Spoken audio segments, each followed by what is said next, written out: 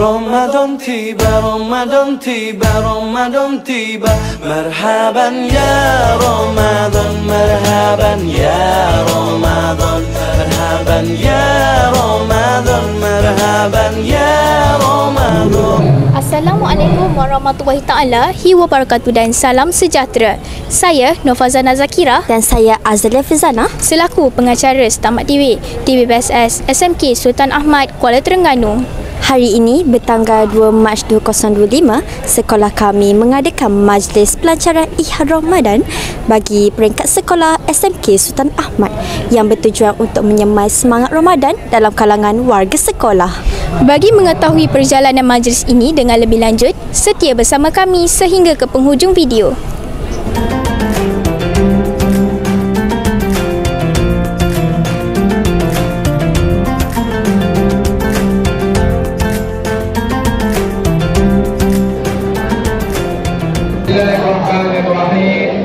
Dengan ini cikgu meresmikan majlis pelancaran bulan Ihram Ramadan untuk tahun 2025.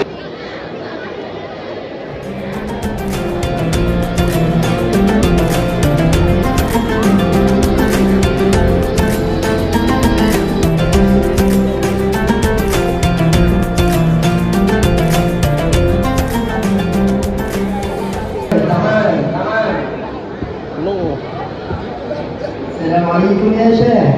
Mada tabi'? عندي تمام من تونسيا ومدينة. هل أنت تريد؟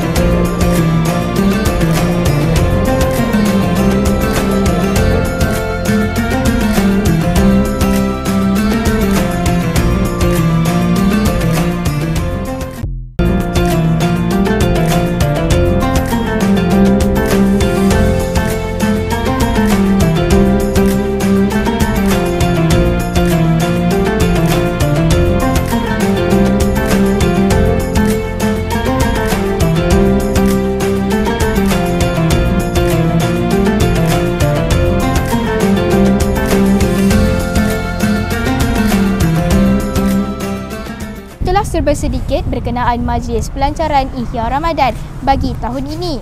Jangan lupa untuk ikuti kami di saluran YouTube dan platform media sosial @Setamat TV. Sekian sahaja daripada saya, Nofazana Zakira. Saya Azalia Fizana melaporkan untuk Setamat TV. Setamat TV, informasi memacu transformasi.